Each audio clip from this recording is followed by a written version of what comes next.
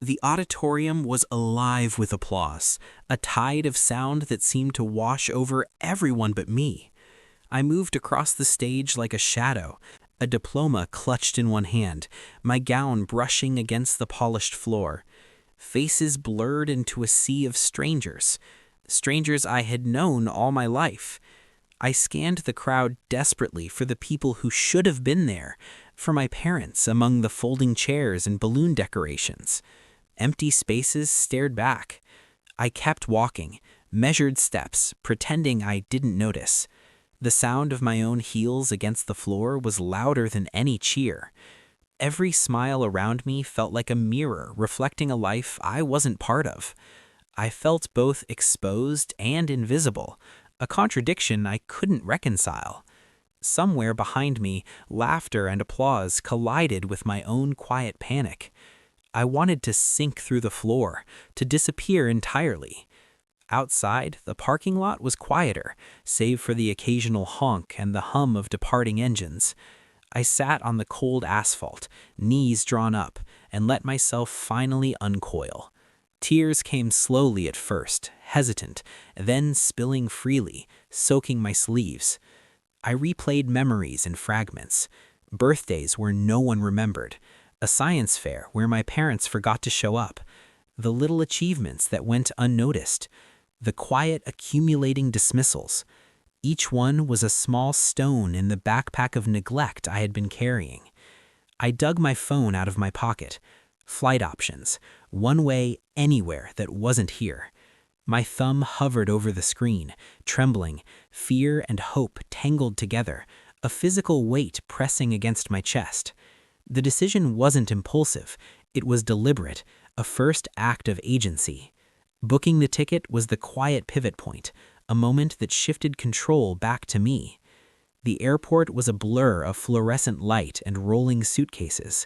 Security lines stretched like rivers of people, all moving, all with destinations. I felt both swallowed by the crowd and acutely alive.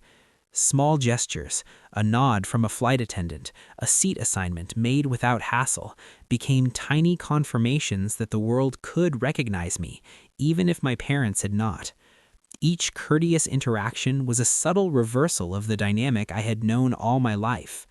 The powerlessness I had carried began to loosen. The plane took off, engines humming beneath me, and I watched the city shrink. A strange mixture of relief and terror swirled inside me. I was alone, truly alone. Yet that aloneness was not emptiness. It was space to breathe, to choose, to start again. Arrival brought disorientation, streets unfamiliar, smells unknown, the city a puzzle I had yet to solve. But there was also liberation in every small victory, renting a modest apartment, finding a job, navigating public transport, all ordinary acts, yet monumental when they belonged entirely to me. I discovered my own resilience in the simplest things, quiet tests of competence and courage that required no validation from anyone else.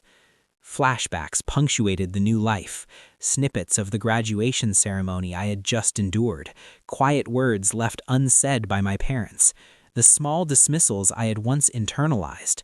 And in contrast, I measured new achievements, a paycheck deposited without incident, a stranger smiling when I held the door, a walk through an unfamiliar park at sunset. Internal growth measured in moments no one else would see became my quiet triumph. Evenings were spent reflecting, sometimes sitting on my tiny balcony, listening to the city's pulse. I wasn't healed, not fully, but I was grounded in a truth that had been denied to me for so long. My worth did not require acknowledgement. The external world might never applaud my victories, and my parents might never regret their absence, but I had found a measure of validation within myself. The story ended not with celebration or confrontation, but with stillness, a personal growth rooted in independence, tempered by quiet ambiguity. I did not know what the future held with my family, or if I even wanted to find out. But I knew this: I had crossed a threshold, both literally and figuratively, and the life I now moved through was mine alone. The city lights flickered below, and for the first time in years, I felt the weight of neglect lift, not in dramatic vindication, but in the slow, undeniable affirmation that I could exist, thrive, and find worth entirely on my own.